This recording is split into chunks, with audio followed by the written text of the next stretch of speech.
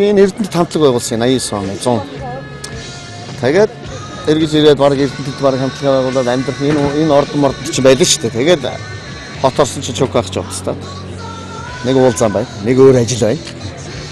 Тэгээд харангайхан танилцсан. Харангийн одоо рокт очин чи би болчих гээд амуу яах гээд байгаа. Тэгээ томатон өднөр дуулаад байныг л бишээ тэгэл. Тэгээд нөгөө лавгашин санагдсан шүү дээ надад. Тэгээд бид нэс хэлсэн. За одоо ингээд ерөөсөө бали би бали. Надад нэг хүүхэд байгаа гэдэг. Лавга бол нөөцнийх. Тэгээд нөгөө лавгаа додоод хоёлаа авцарийн ордон дээр бүр хааваа хотын төвөөс авцарийн ордон дээр болцоод барбараас төлөвлөгөө боловсруулах гэдэг юм уу яах гэдэг юм.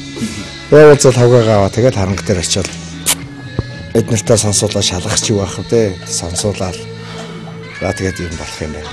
Лавгаач хөрхөө залуу. Маш залуу. Бид нэр ч гэсэн шижигсэн сайхан залууч байсан. Тэгээд дараамын театр дээр очиод би чоког ихтэй соён бод авах гэж нэг бодсон. Гэсэн чи үгүй. Энгийн байна гинэ. Ардууд тэгэхээр л очив. Тэгээд харангайхантай уулзаад тэгээд хамтлагтай хэллээ. Та нар манай үеийнхэн байсан юм чинь. За та нар яах бидэрт ирээд байна. Надад ийм юу олдохгүй байна. Та ийм ах нартай нийлэх хувь заяа юм тун ховор баг. Нэг 8 9 10 баг штэ манайхан чинь надаас.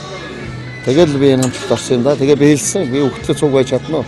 Тэр үед гитар тоглоод л би дуулаад л тэгээд хоёр л удаа дуулсан л да. Нэг дуулсан чи дахиад нэг дуулаад чи дахиад дуулсан. Тэгэл гарч ий гэсэн ахнар чи хуралдсан. Тэгээд гар хөлөө барьцгаасан да. Тэгээд одоо хүртэл цуг байж. Тэр үед ер нь та ингээд өдөө 20 жил хамтдаа нөхөрлөөж явна. Ийм өдий чиний дайны хамтлаг болно гэж төсөөлж бодож байна. Төсөөлж ирсэн. Би угаасаа тийм л юм хайж ирсэн. Би ер нь одоо ч гэсэн тийм л найз хайдаг. Өгтлөө цуг байх л найз хайдаг. Түүнээс нэг үергээл энэгээр байж байгаа алгуулчдаг бас бол хэцүү ш.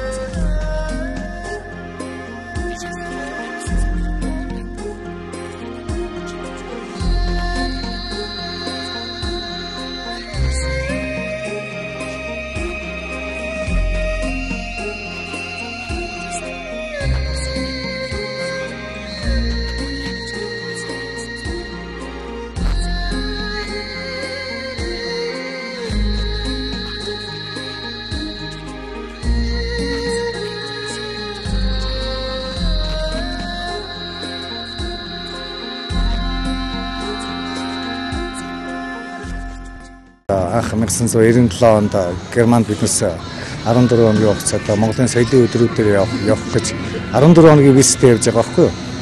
Тэгээ Германы Бонн хотод очиод тоглолтоо тоглосон юм. Тэгээ дуусаагаад байсан шиг хэдэн Германд ирчихсэн.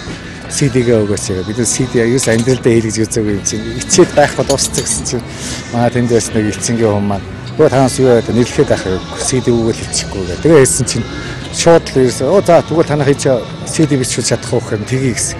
Тэгээ ингээд яах гэсэн бэ тэр хаавасан Германд тийм ээ биднээс 14 хоногийн хугацаанд очиод хамгийн анхны CD хэлдэг биднээс чинь ерөнхий спонсор нь Siemens байсан шүү дээ. Хоёр дахь нь Mercedes-Benz байсан байхгүй юу.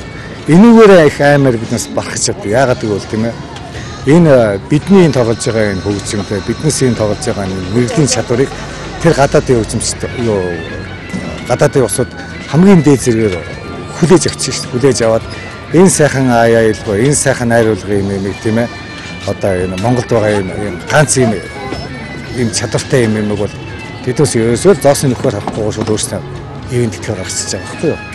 Тэрэнд аймаар би багт энэ харангийн энэ олон жилийн хугацаанд бол манайх чинь бас хамгийн сүүлд дараагийнх нь 99 онд Daimler Chrysler спонсорлсон шүү дээ.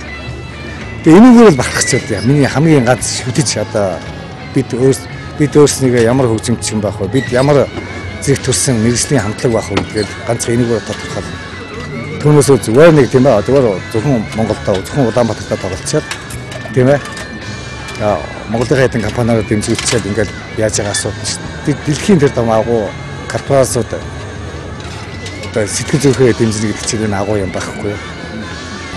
Анх оцроо хагдагаад хөрөг ташихт бөмбөгчин болохгүй хөрөг ташихт шав орчихсон. 90 оны 10 сард. Тэгээд тэрнээс хойш 19 жил яг харангуйтай тасралтгүй байж. Тэгээд яг энэ тоон мистерид ажилладаг 92 оноос хойш гэсэн л дээ. Бөмбөрчин хүмүүс дагаж явж байгаа. Тэгээд энэ ажлыг 92 оноос хойш одоо өдөө болтол тасралтгүй байж. Их л төвчээртэй их нэгээр тэг хүлээстэй байж олон жил цуг шүү дээ. Түүнээс бид нар чинь нэг айлын хүмүүс биш шүү дээ. Өөр айлаас ирсэн. Өөр үзэл бодолтой. Бид нар зөвхөн хөгжим урлаг одоо юу гэдэг юм үзэл бодол нийлүүлж байгаа шүү дээ. Тэрэндээ л үнэнч байгаа.